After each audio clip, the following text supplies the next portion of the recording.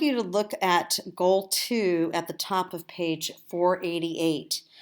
And I have long complained about the fact that the information that's at the very top of that page, right above example 5, really deserves its own green box. And the publishers, I think, have made a big mistake by not emphasizing how important the information is that they're giving you there. Before I go into it, though, I want to go a little bit down memory lane and remind you about function inverses. Remember that was in the chapter before.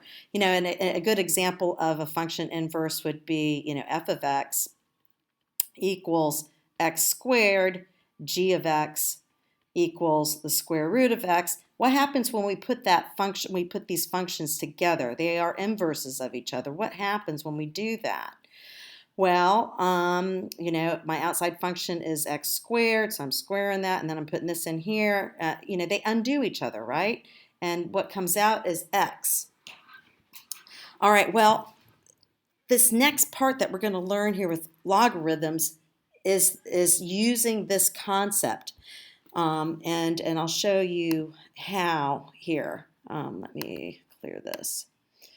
Okay, so logarithms can be inverses of exponential functions. Okay, but this is how it works. Now remember, we said that when we have y, okay, this exponential y equals b to the x, remember the equivalent of this in logarithm form is really saying logarithm base b of y equals x. These guys are really the same thing. They're saying the same thing and just in different form. All right, but remember when we were trying to find inverses on the section that we had where we were finding inverses, what did we do with those various functions? Remember where we swapped the x and the y? Well, we're going to do that now. We're going to do that here. Okay, we're going to swap the x and the y, and we're going to say, well, this is y equals log base b of x. All right, so guess what? These guys are now inverses of each other. And since these two guys here are equivalent and these guys are inverses, guess what that means? That means these guys are also inverses of each other. So if I can put them inside of each other, they undo each other. And the reason I want to be able to do that algebraically is I want to be able to use that concept in order to solve exponential functions or solve logarithmic functions. All right, so now back to the page 488. Let's read that together, okay, and talk about it a little bit. So it says, by the definition of logarithm, it follows that the logarithmic function g of x equals log base b of x is the inverse, okay, these guys are inverses, of f of x equals b to the x. All right, so this means, okay, I'm going to write this down. At first it's going to look really weird. We'll put some numbers to it, and then I think it'll be a little bit more clear.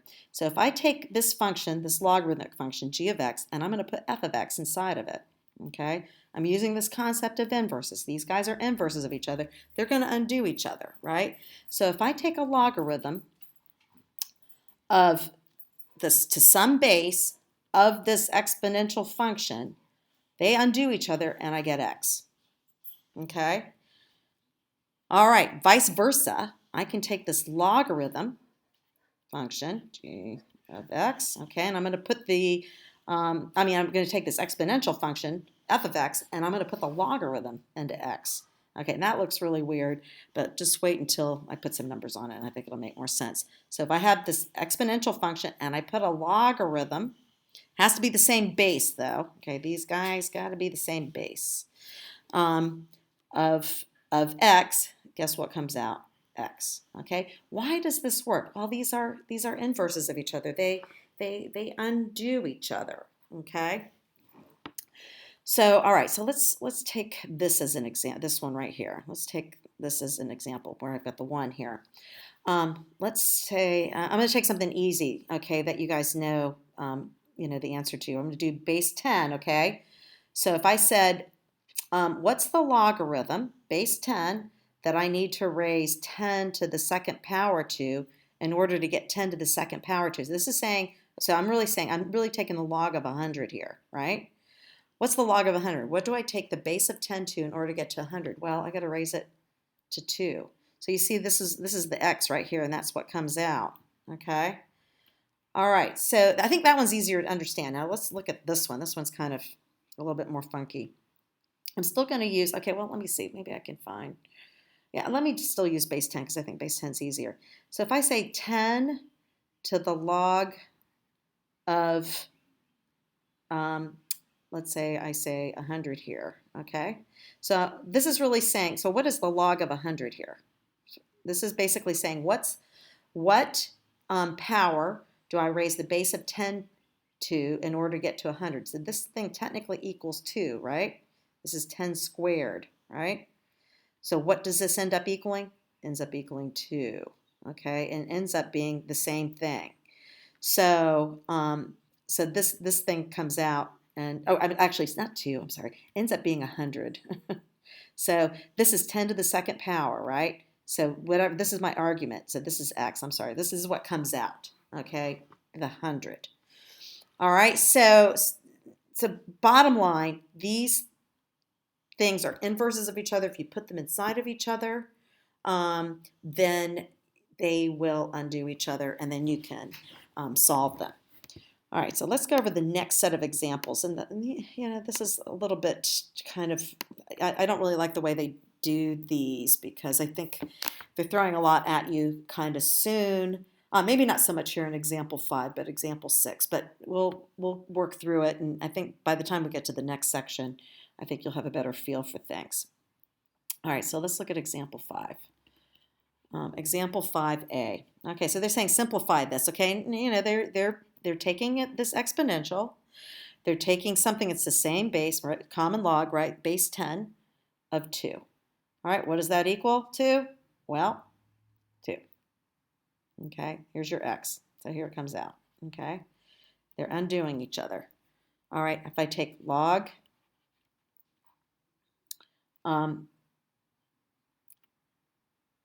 base 3 of 9x.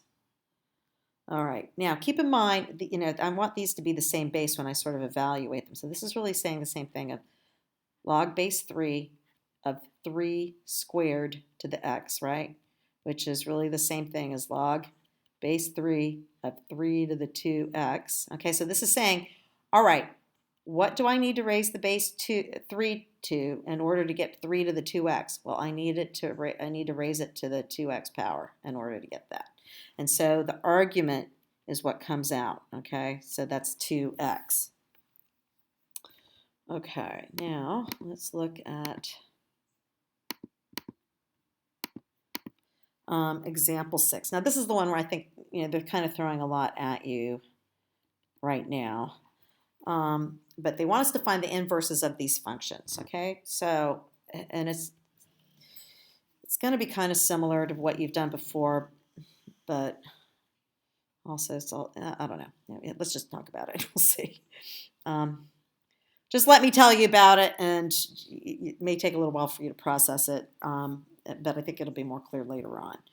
All right, so it says, so remember that based on the definition, that you should actually put a big star to that paragraph up at the very top. So, since it doesn't have its own green box. But remember, by definition, the inverse, right, of this function, it says find the inverse of this function. Well, it's going to be the exponential function that goes with this. So it's going to be 3, right, to the x, or y equals 3 to the x. So these guys are inverses of each other, okay? All right, so remember the equivalent of this would be my base is 3. This is the answer, right? That's my exponent, and that's this. So these guys are equivalent. So if I switch these around, then I get that. Okay, so these guys are the inverses of each other. All right, B. All right, y equals ln x plus 1. And this is the one where I kind of feel like I don't really like them giving this example here because they're giving you something that they haven't really told you about yet. But we are going to be using inverses here, and we're going to be using this process called exponentiation, which they're going to go into more details on in the next section. Exponentiation, I don't know, okay, whatever. Exponentiation. So in other words, I can put these guys up into exponents. And the reason I want to do that is I want to use these inverse properties that are at the top of the page to help me solve this. So what I'm going to do, so initially I'm going to do the way that we've done it before to find the inverse. I'm going to swap the x and the y. So I get that. So I get x equals ln y plus 1. And now I want to solve for y. Okay, and this is where exponentiation comes in. And so since this is the natural logarithm, what base is that? That's base e, right? So what I'm going to do, my base is going to be e, and I'm going to put both of these things up into the exponent. So this becomes e to the x. That's what exponentiation is. And then I get ln y plus 1. Okay, so now that's going to stay the way it is, but what happens here? These are actually undoing each other. I'm taking something that's the same base. These are the same base. And so what comes out here? Well, y plus 1 comes out. All right, so, and I'm running out of room. And so what I'm going to do now is solve for that. So I get e to the x equals y plus 1. And now I'm just going to solve for y. So y is going to be equal to 1 minus e to the x. Or no, it's the other way around. Negative 1 plus e to the x. Okay, so yeah, that's right. And they have e to the x equals y. All right, so that's pretty much how that works. All right, now let me just clear this, and we'll do one more thing where we're going to graph some of these, and I'll be right back with that. I think I'll do that in a new video.